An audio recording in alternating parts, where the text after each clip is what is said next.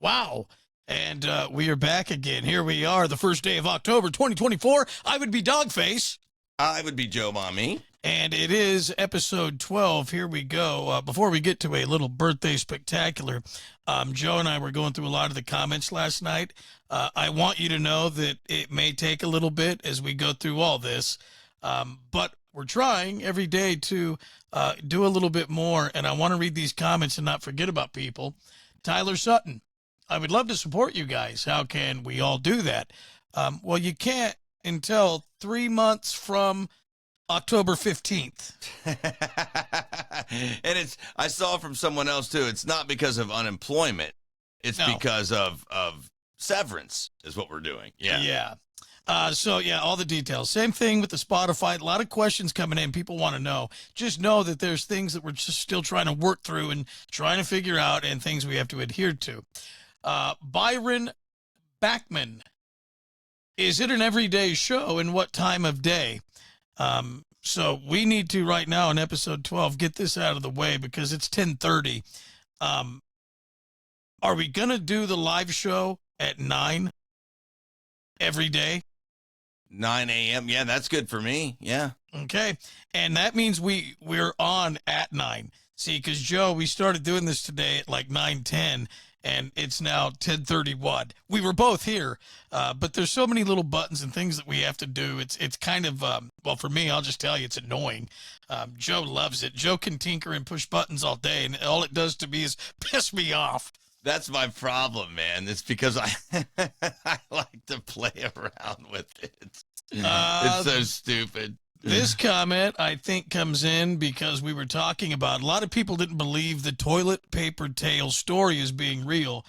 Hand to God on everything. My wife will never come on this podcast or even on the radio with me. She hates it, doesn't want to do it. She will not, but she would verify. Maybe she could shout down the hall and say, yeah, it's true, but it's a legitimate story. It might sound fake, but there is no way that I sit around on weekends trying to concoct toilet paper tale stories. It did sound fake to me as well, dude. So I agree with whoever is saying that because it sounds so ridiculous. Well, Justin said that's a shitty situation. Robbie said this sounds made up. And Ryan said, great job, fellas. So appreciate that. Couple more comments that I want to hit on here before we get going. This comes from Cassie or Casey Campbell. I know it's probably hard for you guys to switch to this type of show, but please keep pushing. I'm hoping something comes through for you so you can make a living continuing to entertain us. We are still listening, and mornings would not be the same without you, dog, especially dog you only. Oh, that's very sweet. Thank you. Thank you very much for saying that. Thank you. Nicholas Mello, he said this, you would be surprised how many people you've helped on this show alone. And if you go back to yesterday's episode 11 podcast, we spent a good deal of time talking about people that are suicidal or severely depressed. And there's lots of good info, decent conversation. And I think that's what that is in regard to. Well, thank you for that, Nicholas, man. That's cool as hell of you. Nicholas also reached out about my brakes, and I was going to tell you thank you for that, Nicholas. I got a buddy that kind of takes care of all my automotive stuff, but I appreciate that. Thank you very much. That Nicholas guy, he said he'd do it for free. Well, I'm not going to have him do that, man. Why? I mean, as soon as the 3-month curtain is lifted, I mean, there's gonna be some horse trading on this show going on. I can imagine. Jason Cornelius just got my Aftershock wristbands from the last Name That Noise you guys did over at the swamp. You guys are awesome, so enjoy those. Killer, dude. Right on. Yeah, have a great time. Hell, that's just around the corner now. It's the first day of October. Yeah, that's coming right up, huh? Yeah. Let's get into this. We got a bunch of stuff to talk about today, though. Top of the list, though, and I know, well, hopefully I know he should be in school. It's unbelievable. Joe's son. Yeah, my boy. It's his birthday today. Digger is unbelievably 14 years of age. And every bit of it, too. Thank you, bro. I am so proud of that little guy. He has come a long way, man. He has grown like a weed. As soon as he gets home from school today, I'll take a picture and put a picture up and show you just how big he's getting. And it's unbelievable. He's already over 5 feet tall. Oh, so even more clarification that he is not your child. Well, the muscles. He's starting to get some muscles, and that's clearly going to be... You are not the father. Oh, man. 2 things, and I know you're going to think I'm being funny with this, and I'm trying to get something out of this, and I'm not. This is as legit as I can go, and I actually thought he was turning 13 today, not 14. But here are the 2 things that you must do, and I know you're going to get creeped out by the first, but these are legitimate. What you need to do today after you cut cake or on the way home from Chuck E. Cheese or whatever's going on, you need to have proper prophylactic installation conversation. Man. I'm just telling you, see, you don't want to hear it. You've always put this age on kids and when they should learn things. He's not having sex yet. Okay, so that's good. Okay, that's good. But there's going to come a time when you don't think he is, and he is. So for you, I wouldn't break out an eggplant or a banana. For you, I'd go to the little Smoky plastic container. I'd get the little Smoky out, and I'd show him how to put the watch the little Smoky get swallowed up. Yeah. I'm sure he'll appreciate that for his 14th birthday. No, this isn't funny time. This is legitimate. Oh, this isn't funny time. I'm being dead serious. Okay, yeah, cool. You need to have the, hey man, you're getting old now, and I know this is going to be awkward. It's going to be embarrassing. Man, you didn't do that with your kid. You didn't show him how to put one on. Yeah. You showed him how to put it on. Not myself. You broke out like a banana or something and opened up condom up and put it on it? For me, eggplant. I wanted it lifelike. So... Tree trunk, oak, out in the front yard. Big carrot. Red with a bump. No, but you got to do it. And whether you do that part or not, there needs to be a legit conversation. He's done it. They've had the classes in school, and he's told me about it. Today they showed him how to put a condom on and told him what it was. You know, they've had a few of those already. He's in the 8th grade. Yeah, no, so I know. He's had a couple pretty good sex ed classes. I know he is, but you need the confirmation or reaffirm or reassure him that you're on the side and that he can come with you. I think, and here's the thing: if you want to leave, you guys think that's real? Should I do that? If you want to leave rearing to the school system in this day and age, that's okay. That's stupid. But they need trust and confidence in someone to count on, and what it does is it further extends the relationship between you and he. Again, I would do it. I could do that with like motorcycles is how I've been further extending the relationship and showing him how to, trick up his bike and do things like that. All things that can get girls pregnant at early ages. Yeah. Hey, that bike might be able to, man. It's a looker right now. I tell you what. Yeah, no. Yeah, you got to get the crawl before the walk, before the bike. You got to go through the steps. Again, I'm just throwing this out there. Things that should have happened to me, in my opinion, last year. Here's the second thing. This is what he has to start doing. There's more. Okay. One more. These are these age monumental moments. I do appreciate these, even though they sound ridiculous to 99% of the folks listening. And you can think so, but I'm just here to tell you. The other thing you need to start doing is going over to the Galleria, going over to the empty parking lots, and the CHP, the sheriff, local PD in Roseville, they're going to hate me. He must start driving. We have. And doing it often and all the time, because from now until 16 or 15 and a half permit time, it's not enough time. You don't give someone a 4,500-pound car and gasoline and keys and then send them off to get a driver permit and then they need more time behind the wheel, and there's plenty of vacant lots and places where you can do that. And I've always said this society is so stupid with the way they teach children how to drive in that span. A lot of kids don't touch keys or want to go near a car until they're 15 and a half. Well, and then by the time they're 16, they're done.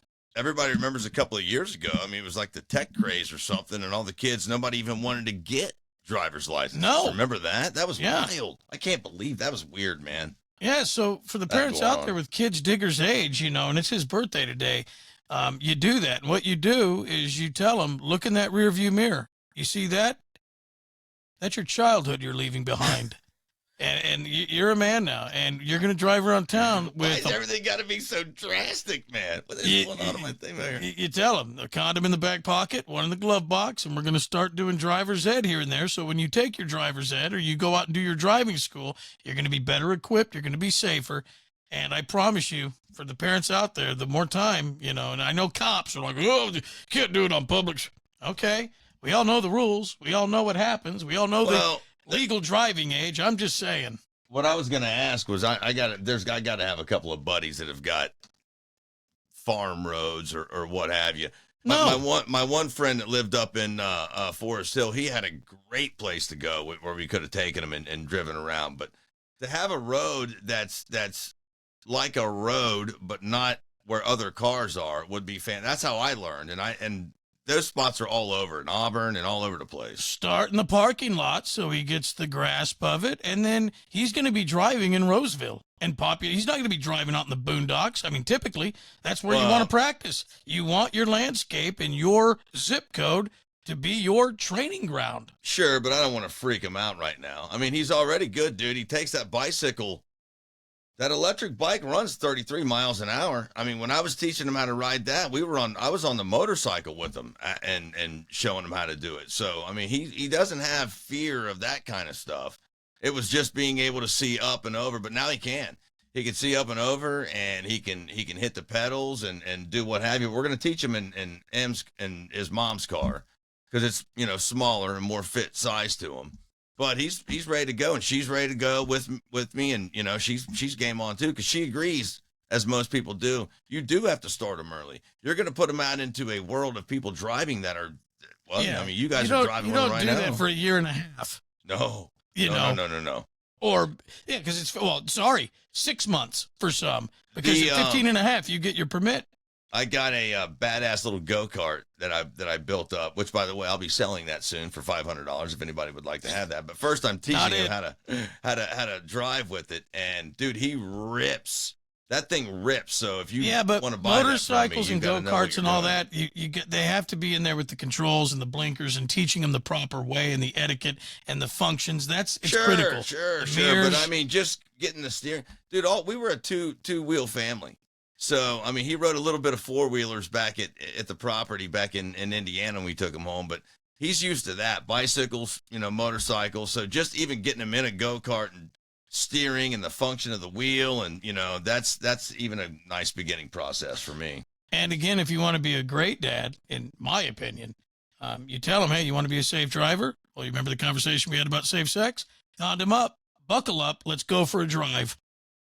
Do you wear a condom when you drive, Dad? You betcha, son. Yeah. Kidding me. Come on. And then what you do, though, Joe, is you pull it out and you put it over your head. You tell them, come on, let's go. You're like Howie Mandel, except there's only one nipple. That's so stupid. That's sage advice, honestly, though. People, I mean, that's real. Yeah. I mean, do with it what you want, but happy birthday to Digger. He is 14 today. Thank you very much, man. That's crazy. He went with one of his real good buddies. He has a few of them. Their birthdays are right around the same time. So yesterday was Sunday. Yeah. Yesterday was Monday. It was Monday. Sunday, they went to Six Flags. Him and like 5 or 6 buddies all took off, and one of the boys' moms took him there, and it was perfect place to meet chicks. Perfect place to get. I'm telling you, that friend's mom is a detective. So we've got nothing to worry about there. And then the dad is also a police officer, so I think he's going to be safe over there. Well, happy birthday to Digger. Happy 14th. Thank you. Now we're going to talk about this, and I don't want to bum anyone out. I don't know how many people. You can chime in on comments. We do have the live stream going on Facebook. Chime in if you are single and you're a man and you're divorced. I am. See if any of these things hit home here. And actually, let me just click this really quick here. My apologies. While you're doing that, I'm kind of scrolling through comments. Yeah, thank you. Okay, yeah, we're good to go. Okay. But what this is, is all these things, the realities of divorce for men. And people said these are gut wrenching. And I don't want to bring you down, Joe, especially People on are your right. boy's birthday. So if you want to skip this altogether, we can do it tomorrow. We're okay. I'm all right now. Did you go through and look at some of these? I did not. These are pretty rough. And I think, should I have? I skipped it purposely because I didn't. Well, I'd rather you would have looked at it because you're going to hear some of these. And a lot of these I saw because they did relate to you. And there's a lot of dads out there that have to swallow it down and walk around and act like, hey, I'm divorced, but I'm, on the prowl. And that bitch, she packed her shit and I'm done with her. And they act tough about it. But this is what's really going on. And they say it's gut-wrenching and heartbreaking. So these are all these things divorced men are confessing to now, the realities of divorce. This guy says, I grieved several deaths in my life, but I've never missed anyone more than I miss my kids. I know people might not understand it because I see them several times a week, but it's the most intense grief when they're not around I've ever experienced. No doubt about that. 100%. Today, he's with his mom, and I'm going to go see him later. But because of the situation we're in, luckily we're fired at the moment, and I'm able to take him to school. And it's been the coolest thing ever, It's like I didn't know if anything cool could come from being fired. But remember I was telling you, that's what a cool part about being fired, Yeah. I probably won't have this after 3 months. I'm almost positive I ain't going to be able to take him to school in the morning. So it's like a cool little ability to do. And on his birthday, it stinks. Or, we used to do holidays together in the beginning, but now as further down the road, we do holidays separate. So that's a little rough. Are you flip-flop? Is that what I'm getting from this, though? Because I know you flip-flop weeks and all that, but do you flip-flop birthdays? No. Or it just so happened? Yeah, we used to do birthdays. Birthdays would be together. We don't really have any problem with that because you throw a party and you want his buddies to come and all that kind of stuff. Yeah. But it's during the week. He went to Six Flags with his buddy. He knows his daddy's fired.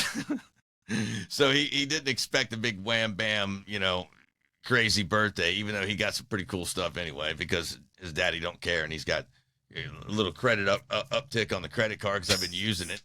Huh?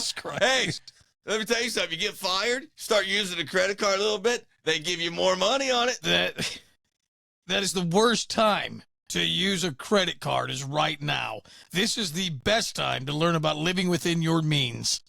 Well, remember I had to do a couple things because I had to pay that electric bill, which they threatened to turn my electric off. I wasn't even late 1 month.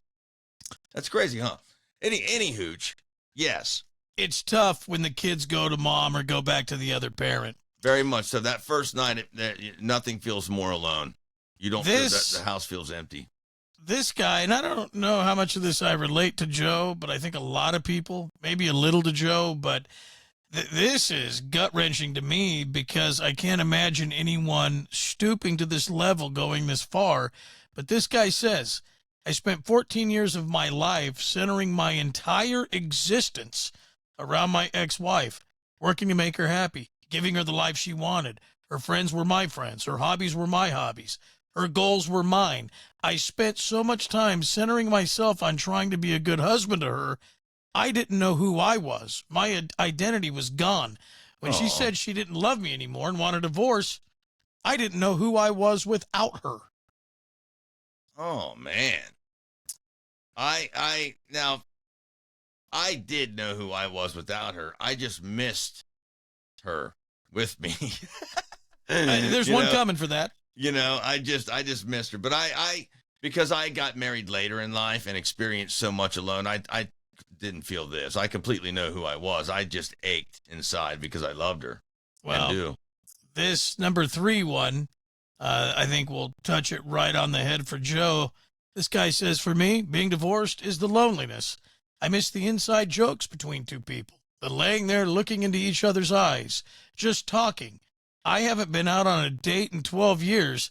Thinking about her most of the day, every day, has been the hardest thing because I can't be with her. I have eternal hope. That, however, has not worked. Whoa. That kind of hits right in the old solar plexus. Yeah. That'll snot bubble a man right there. I don't have eternal hope because I straight know, because we've talked about it before on several different occasions. It won't happen again for Emily and I. And whatever, that's her choice, and I get that, and I love her and respect her for it, and that's the way it has to be. So I, of course, will move on, but I did for a very, very long time and would still love to believe it could go that way, but I know, my brain knows it's not going to happen. So right now, phone rings, you pick up, she says, I want to get back together, I want to get married right now. Do you get up during the live stream and podcast and go to the altar again? Or married? Well, get back together. Yeah, married. She says, the only way we're going to do this, we're going to remarry. Would you do it? I think you would. And I'm not saying that's a bad thing, but I do think you would. I would go back with her in an instant. I'd get up right now. Boop. See you guys tomorrow at 9 a.m. or 9:15. 10:20. Yeah. But I don't know about married, man, because married is one of the worst things I had, because I broke a promise to God, and it has messed me up bad about it. What has God done? Like, when you broke that promise to God, like, what did he do? We've never really talked about that. What did he do to get back at you? Because I bet he was heartbroken. Well, I mean, look at me. I mean, yeah. he's done nothing. It's just, here I am. He didn't have to do it. God doesn't kick a man, I don't believe, when he's down. He's the one person I don't think will kick you when you're down. He already knows I'm beaten, whooped, and just, Yeah. You don't have to do it, man. Did God take your job away? No. Okay. No, goodness. Did he take mine away? No. Okay. Even though I wish he would sometimes. I wish he would take a lot of things away from you.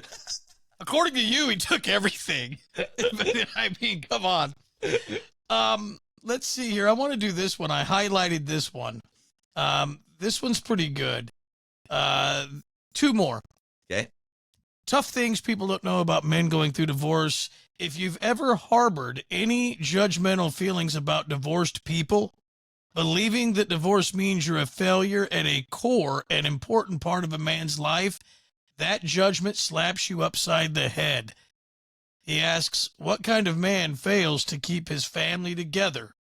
You. Now you're that failure of a man. Oh, boy, man, if you've ever sat in judgment of someone for that's that really is. That's bad news. It's hard. People have a hard time doing that kind of stuff. You can't judge a man for not being able to keep his family together. Sometimes you can't force someone to love you.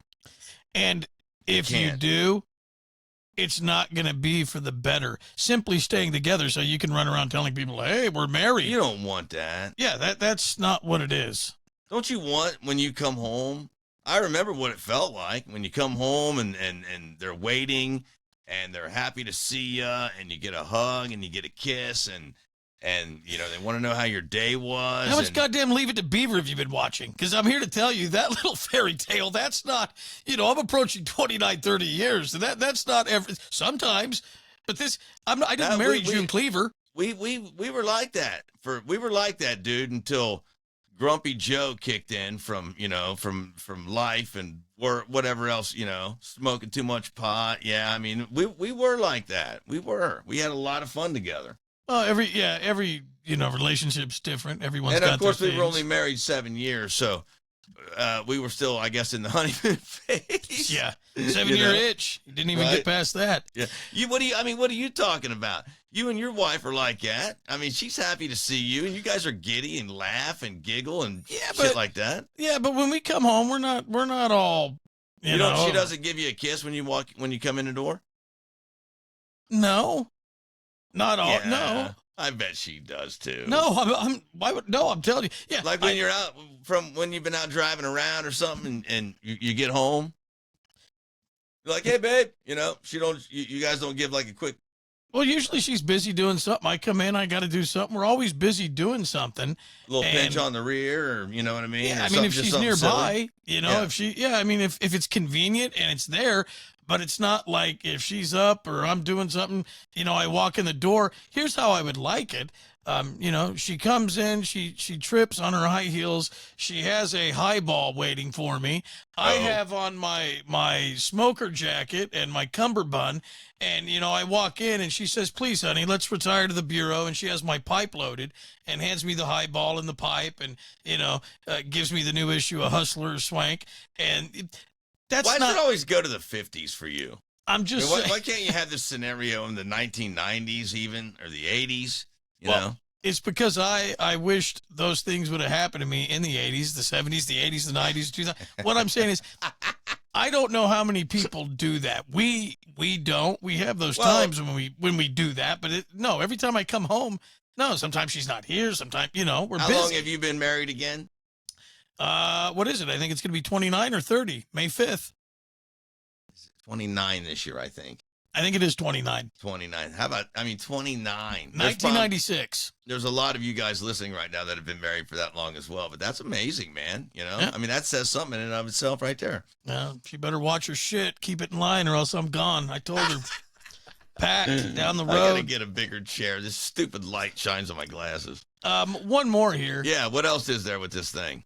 This guy said, this one's pretty rough.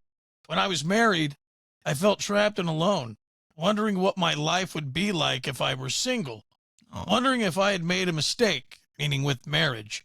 When I got divorced, those same thoughts and fears came with me, but now I wonder what it would be like to still be married to her. So this is the whole what you got when you got it, grass is greener, wasn't happy. Now that basically it's the sad truth and reality has seeped in, and He wasn't all back. that happy. Yeah, he wants it back, man. Yeah. Well, there's a clear sign as to probably why they parted ways. Well, If he sure. was- you know what I mean? Because Yeah. you wouldn't be thinking that if you were happy, and you wouldn't wonder what it would be like to be alone. No. You know? So again, I didn't want to bum anyone out, but it was a pretty interesting piece. And that's the other thing too. Reach out if you ever want these links. We will get better at sharing all this stuff we talk about if you care about it. But there is No, we can. We can even share that now. We can put links of any of the big things that you talk about. Yeah. Just in comments is how most people do it. You just throw it in there, Yeah. So we can add those each day. We will get better at this. We promise you. Yeah.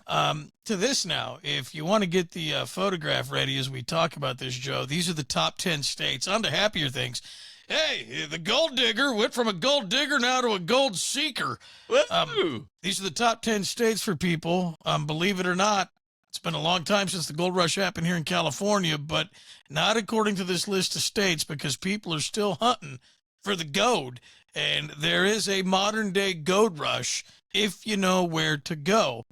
And it's been more than a century since the legendary gold rush, the mid 1800s.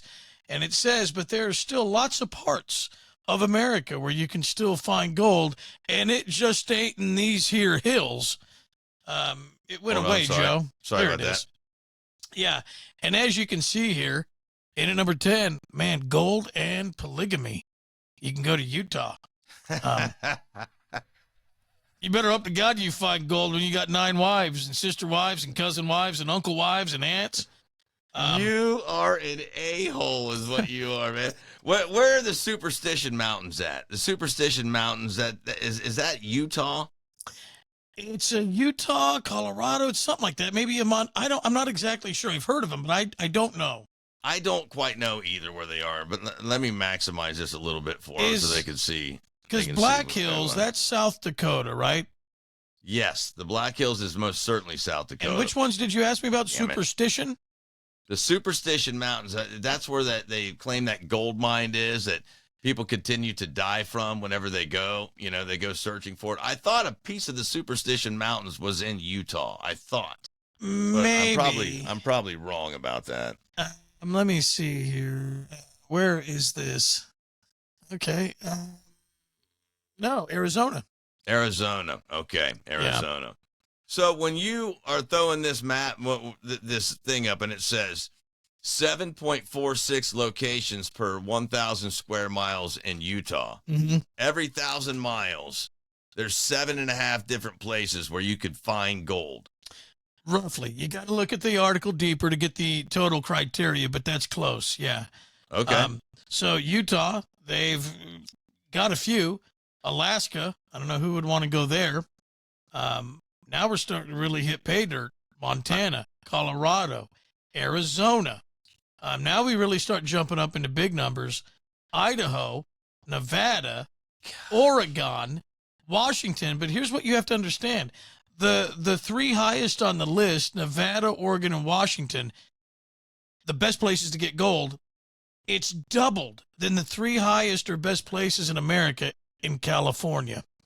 And It's just wild. Look at that. yeah, I mean, think 66.59 locations per 1,000 square miles. Joe loves all this. He loves the Miner 49er, and he watches the Gold Rush TV shows, and he likes this kind of thing. And I think it's interesting, and I think it's cool that we have all this gold here. But I'm still not getting the pickaxe. We used to go to Sutter's Fort, and we'd do all these field trips when we were in like 4th and 5th grade. We'd take our pans down, and we'd go to the river, and there was lots of gold rushing when we were, kids. Did you say you would take your pans? Pans? Okay. Yeah. I was going to say, did you just say you'd take your pants down? What's that got to do with gold mining? You always find a way to get your pants off. Well, a lot of people say you dig for gold that way. I used to dig down here. I dig in the rumpus bupkus. So stupid. But yeah, California is still the spot to be. And I told Joe before this, because I know he likes this stuff. I'm like, man, I don't want to talk about this. There's been so much good, meaning bad stuff about California that people were leaving. And then now California double the top three places. It's like, okay, they're going to keep coming back. They're going to want back in California, and I don't want them here. Why is the shows like it's Gold Rush, Alaska, and then, they go to the jungles of wherever else they go, and they in search of gold, and the Hoffmans were going down to South America. If the gold is that thick in California, why isn't it Gold Rush, California? Why is my nose itching? You know what I'm saying? Because the people that star in those shows, none of them can read. They're all idiots. They're all hillbillies. They're all inbred, web-footed, no tongue taint, knuckle-dragging, mouth-breathing idiots. They make some good money doing it. Do you think that what I was going to say is, are the claims here taken? Well, the claims here are taken. They not correct. only are claims taken, but EPA and all the filing for and going. There's gold everywhere here, but There's for you gold to go in their hills. Yeah, to get the permit and to go mining and to do it all, it's probably a hellish experience in the state of California. You got the spotted owl, you got the three-petered hoot owl, you got the this, the that, you got all the animals and the regulations. It's probably pretty tough to get a claim, even though I know there's a lot of places where you can just walk through and take a pick and dig up gold. But I think where the big money is, that's long been claimed, gone, or spoken for. Yeah. But and probably down generations down with families, I would imagine by now, right? You go to like Louisiana or whatever. I don't know how much gold's back there. They're not mentioned.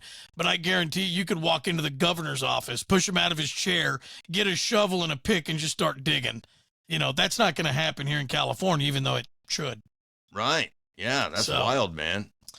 Let's see here. What time are we at? Okay. We're doing well today, dude. Yeah, we are a little bit quicker today, and we're going to go about an hour just because we start running into boggy uploads and whatnot. If we go over an hour, we will get better about this. I do want to mention this one, though, since we are talking about California. And do you remember which cereal, no matter what color it was, all tasted the same? So if you had a purple one, you had a red one, you had a yellow one, you had a green one, they were all the same flavor. Hold on. I want to say Trix. I knew you would, because they taste the same too. But the cereal that kind of broke that story was Fruit Loops. Fruit Loops. Okay, I was hoping it wasn't that one. That's my favorite of the two. As you know, the pen, especially in the hand of Governor Gavin Newsom, the pen much mightier than the sword. Governor Gavin Newsom signed the first in the nation legislation on Saturday. This dude, man, he's got an endless amount of ink. He won't quit. Right now he does. Damn. On Saturday, he signed it. It's going to prevent public schools in California from serving food dyes that color Fruit Loops, Flamin' Hot Cheetos, and other dyed, fried, laid on its side, Clyde, processed snacks. I would hate to beat him up over that, but after what we read about that red dye number 5 or whatever the hell it was, red dye number 6, I don't know what its number was. It's pretty bad for him, though, isn't it? I mean, that's a pretty bad thing they're putting in there. So I'm going to share this. My son, I love Skittles too, but yeah, the Skittles, they got all that crap in it. My son's pretty healthy, and we've found, I won't mention the retailer, but we found this place, and they're all over. It's a chain, but they've got some decent prices on certain things. Okay. One of which is cheese, and this is a 5-pound shredded bag. It's enormous. It's like $9 or $10, and it's pretty good cheese. You eat it, and it's good. And I don't know why. I look at the labels on damn near everything. I never really paid attention to this cheese, and we've liked it. We bought it 3 or 4 times now. When my son was here, he picked it up. You know, he's waiting for something to microwave, or he's doing a coffee. He's looking at it. He's like, God, he goes, you see all the food coloring in this cheese? he can see it. Well, no. He's reading the label. He's just, you know. And be like, man, what did a kid learn in college? No. He's reading the label. He's like, you know, this says whatever. And he goes, it's got a lot in it, too. He goes, why are you guys buying this?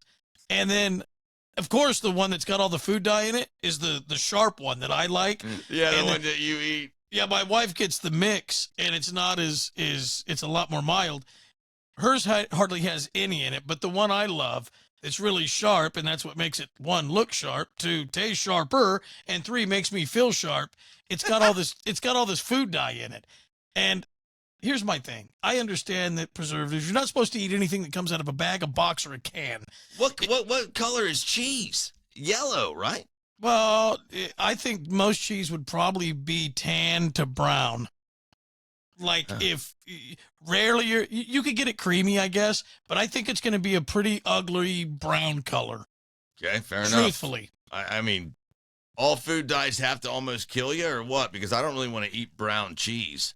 Okay, I don't mind eating brown cheese, but I'll be goddamn, that food dye and that yellow cheese and the price, it is good. I mean, I'm telling you, I cook with it and I stick my hand in that bag and I just grab water. That's why you don't like drinking the Mexican Cokes, because you don't like the taste of the real sugar. I used to. You like the high fructose corn syrup. And I've told you, that high fructose corn syrup, it envelops your entire tongue. My toenails know that I'm drinking high fruit. He's a lunatic, man. I think the regular sugar is so much better. I love that. That real sugar is more direct on your tongue, and it doesn't last as long. Now, if you would have told me that 15, 20 years ago, I would have said, oh, yeah, glass Coke back in the day, real sugar. I thought it was better, and I don't know what it is. That high fructose, it's either warped my brain, it's what I became used to. I don't know why, but I truly do. I'd rather have an American can of Coke now than a Mexican glass bottle. I don't know why. When they did it with the Mountain Dew as well, there was a little kick there. They were all trying to put real sugar in it. Yeah.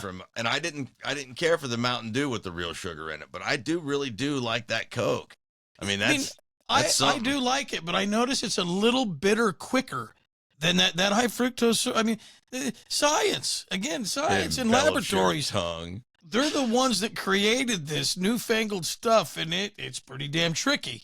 But That's stupid. Back to this law. The blue, green, yellow, and red additives affected by the ban have been linked to hyperactivity and other behavioral issues, particularly in people who have ADD or ADHD. So, well, they think these snacks are going to reduce this.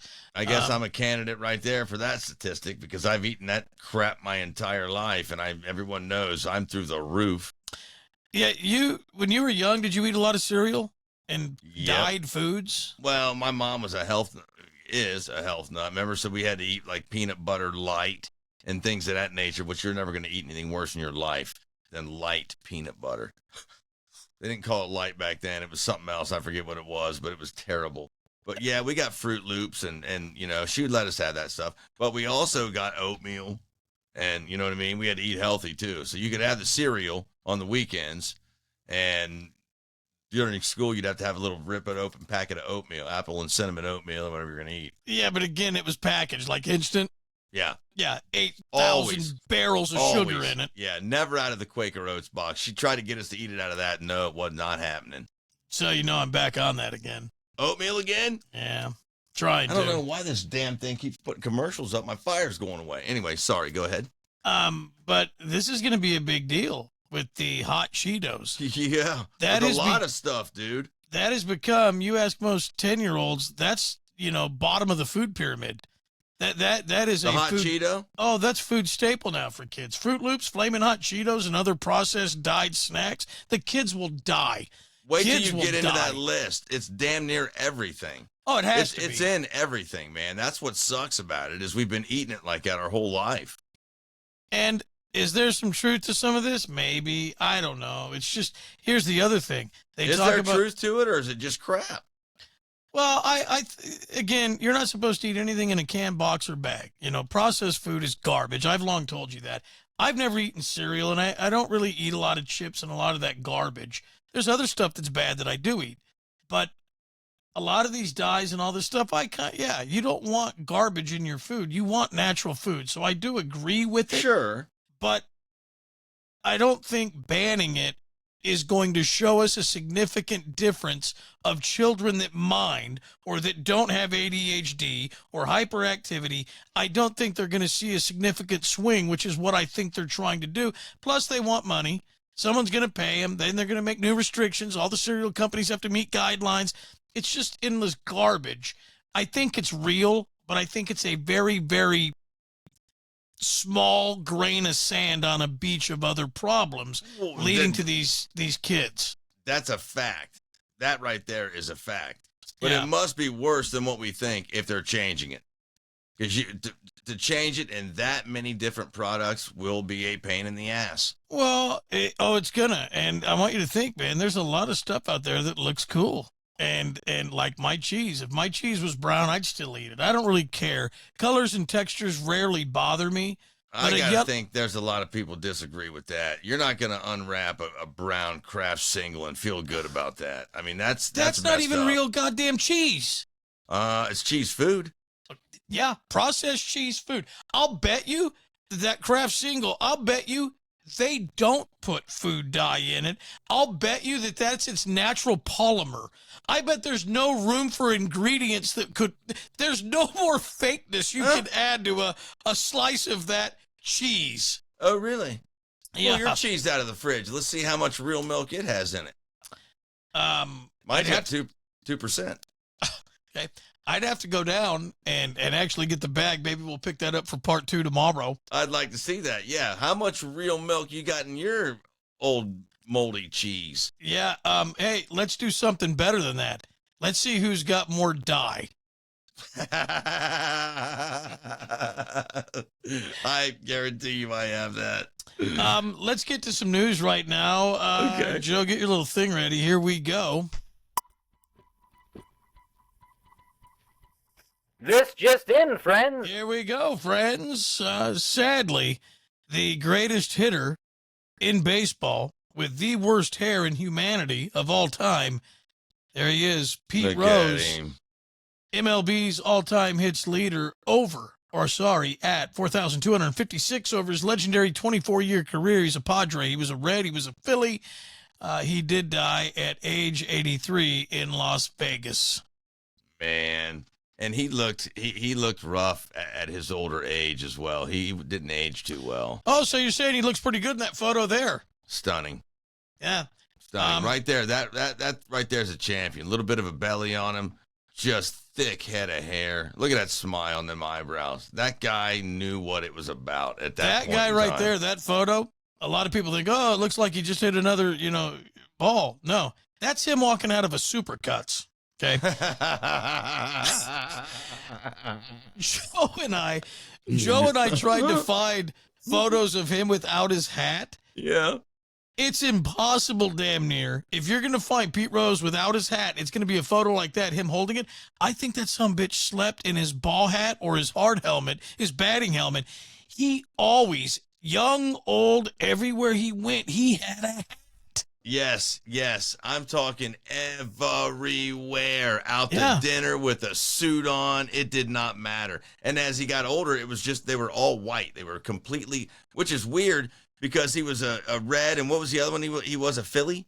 Yeah, he was a Philly. He was a Padre. Padre and all that. So, you're used to seeing him with all those different colors and stuff like that. But it's like, man, to see an all white Reds hat. I've never seen that before until I saw that on his head. Yeah, everywhere he went, he wore a hat.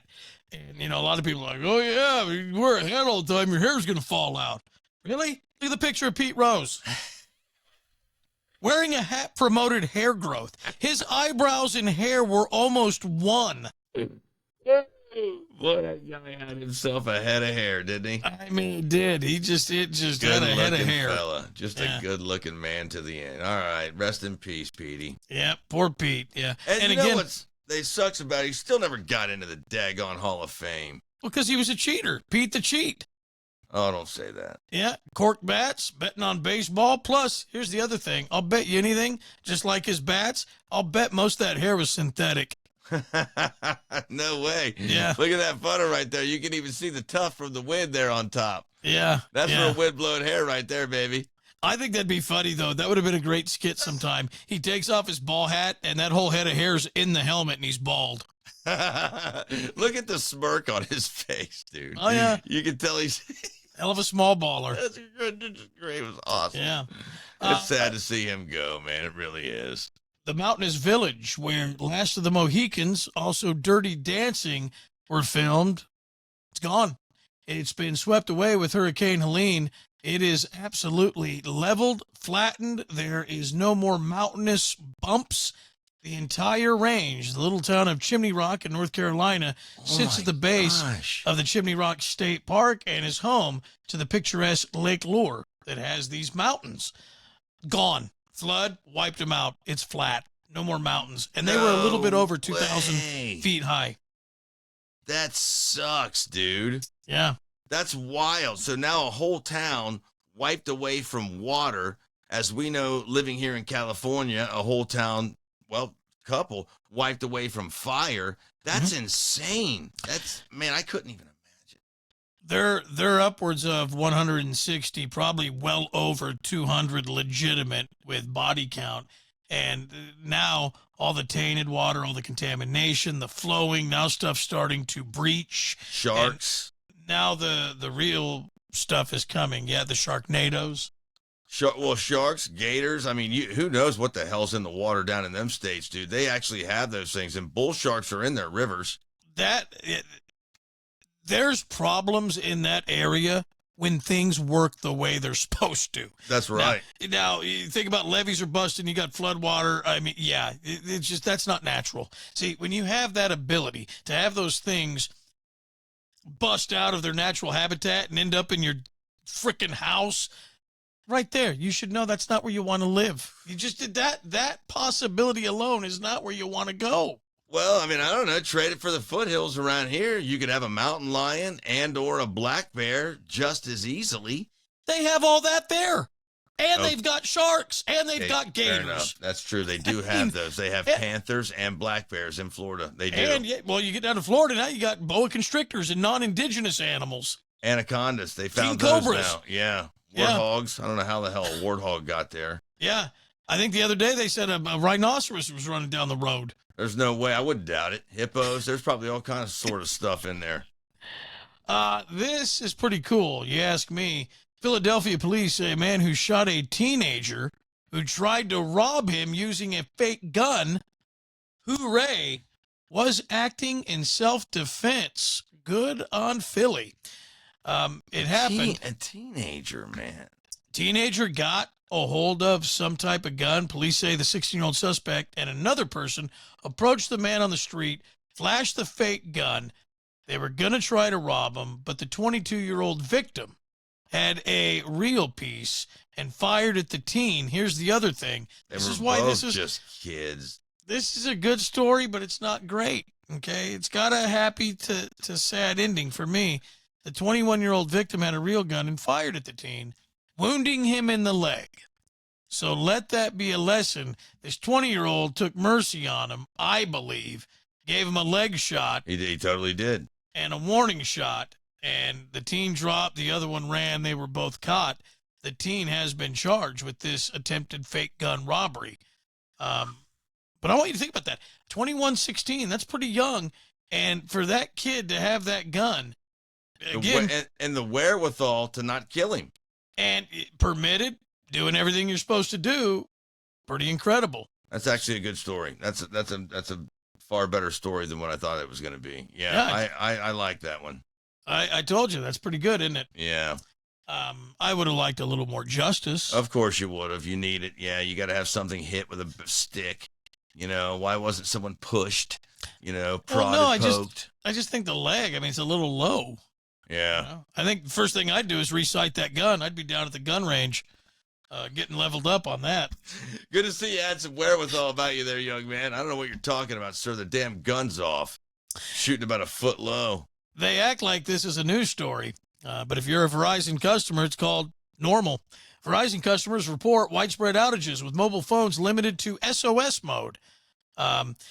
Yesterday, I told you we were getting ready to go on. My wife called. She's like, hey, sorry. That scared the shit out of me, man. Me. Every time my thumb hits it. My wife called yesterday, though, and she said, do you have phone service? Because she was going for a walk, and they had this big outage. Verizon, we have no affiliation now. We have no carrier connection or people we need to worry about. I'm here to tell you, Verizon, I have it. I hate it. It never works. I never have 5G. Service is always interrupted. Internet is garbage. The phone's not always clear. It's the absolute worst phone provider I've ever had, and it breaks my heart every day I think about Sprint.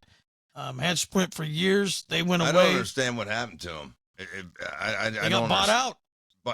And T-Mobile just bought the whole company? T-Mobile, AT&T, and Verizon. They sucked up all the other ones. Huh. And then what's his name? What's the guy with the crooked eye? Does all the he hangs out with Jack from Jack in the Box? Hey, say whatever you want. I am starting to think he might be the way to go. I mean, he's offering a damn thing for $15. Yeah. You got to start with 3 months, so you pay $45 at the beginning, and then it's $15 after that. But if you can have everything that everyone has now for $15, there's a catch. What would it be? I wonder. There's something slowed, or what is it? You open up the fancy box, and all you see is like a little foam coffee cup and a string. Yeah. Hello, Sarah, are you there? I can hear you. Yeah. We'll leave you with this. I thought this was pretty cool, and it does end on earlier conversations. Miami Vice's Don's Johnson, I like to call him, says he has the secret to being a youthful, in shape, healthy 74 years of age. What do you think? Pretty good. He looks great. What do you think he credits to keeping him young, healthy, fit, and good looking? Don Johnson takes a boat ride each day. To Cuba? Well, I don't know where he goes. He just rolls around in a boat. He gets fresh air. He's got, some seawater in the face. And he does live in Santa Barbara.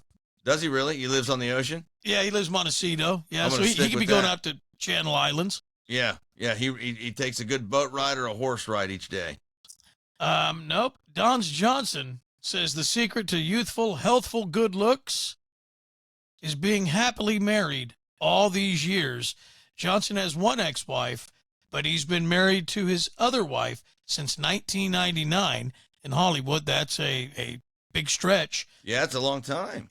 And he said nothing will age you, in his opinion, more than a bad marriage. Really? Because day in and day out, you're fighting. Walking around with a boner, listening to her bitch about stuff, and telling you to take out whatever it is. Whatever it is. Your face, I don't understand you. Whatever's got you down in that marriage, that's what it is. It kills you. That's what men do. That's when it's like that. They walk around like that because there's no sex. It's been gone for a minute. That's why you laugh at me. You laugh because I say it, but you also laugh because it's true. It sucks. It just sucked. That's the way. And everything ends that way, too. The sex ends. It's like, damn it. How's come you girls are so tough, but when it comes to sex, you got to involve some feelings there towards the end when you're angry with us, Cut it off. Oh, they're so smart. They're so smart and so loving. I would love to quote, I've always quoted this, I would love to quote the Sopranos episode. You remember what it was? It's when she goes out, I guess his name was Mr. Ziegler. Carmela never cheated on Tony, but then she started having an affair with AJ's teacher. And he loves this so much. I love this part, but that's what he said. Earmuffs, kids. Yeah, go ahead, put the earmuffs on if you want, but they get done having sex, and they have a great time and all that, and they're having a conversation, and the teacher that Carmela's sleeping with, as her and Tony are going through their split up, he goes, the other night, Carmela, he goes, you came over here. You left me with a case of blue balls. And she's like, what do you mean? And he goes, you know what you did. You came over here, you got me all sexed up, and you left. And she's like, no, that's not what I did. He said, you did too. He goes, you used the only weapon you have, your pussy. And she said, oh my God, I'm going to be sick. She goes, oh my God, you disgust me. And she was freaked out because she knew that she had slept with this guy, and he said those dirty, and then she told him, Tony's going to get you, basically. You better watch your back. Yeah, I can't, it's true, but you don't say that to the mafia guys. First of all, you don't have sex with the mafia guy's wife. That's the stupidest thing you could do in your entire life. That he was a nerdy guy, and he was kind of geeky, and she kind of joked about it. Yeah, my husband would, not do nice things to you. He's like, oh, what's he gonna do? Break my legs? And she's acting like it's a joke, but she's like shaking her head, like, that would be the least of your worries. And the whole deal He knew she was married though, and did it anyway. No, she was married, but they were split up, and had been on for a little while. They weren't divorced, but they were split up. And Tony, throughout the entire episode, that's still married. Yeah, but he wanted to have sex with her, and she was manipulating him small parts, but really she kind of liked him. But she was trying to get him to change AJ's grade and give him more attention. But you have to know, the Sopranos, everything they did, it was yin and yang. Sure. They were always trying to get something out of something. Yeah. They even, so too, because I love Sopranos, they would write down how much money they would give to the other mob boss's daughters or sons when they got married. They would write down like $500 given to Sacrimony. And Meadow comes down one day and she goes, Mom and Dad, what are you doing? What are you writing in that book? And they both look up and they tell her, we want to make sure that you don't get ripped off on your wedding day. She goes, you're keeping a ledger of your gifts? They said, yeah, that's how it works. That's great. They did that in The Godfather too. They talked about that that's awesome. When the daughter gets married, you got to do the same as he did for you or whatever. Yeah. Okay, we're going to cut this right here. We appreciate it. That's episode 12. Tomorrow, we would like to, every day at 9, go live. And then again, I am ready at 9. Okay, well, tomorrow we're going to be on at 9 sharp. Yeah. And we hope you join us. And again, remember, these will always live on Facebook. Mm-hmm. There's legal things keeping us from doing other stuff, but just stay tuned. And what would that be? January 15th. That's when we can really let the rubber hit the road. Seems like an eternity. January 1st for me, but because we went a little skewed here in how we're doing it, we got to wait till Doggy gets done too. So January 15th is the end date. So I got to do something for 15 days. Yeah. I don't know. Maybe you guys could watch me privately, do some stuff. I don't know. I mean, we'll think about that. What are you thinking? Like an OnlyFans? Well, no, not yet. Well, I don't know. I did 3 pull-ups the other day. I mean, there may be some ladies wanting to see something. Maybe you should start a new channel called, instead of OnlyFans, you call it Lonely Fans. It's like a little bit different. Oh, man. All right. We are done. We appreciate it. Thank you so much. Thanks for all the nice comments. Jump on, like it, share it, chime in the comment section, and we'll be back tomorrow. Yes, thank you so very much for hanging out with us. We do really appreciate it. It's a lot funner doing it this way because we get to, and we are seeing what you guys are saying too on your comments as well. We'll get better at being able to read those as we go through the show too. So we do see you, and thank you for playing along with us while we're doing it. It's a lot of fun. All right, have the rest of a good day, man. Thank you so much. Play nice.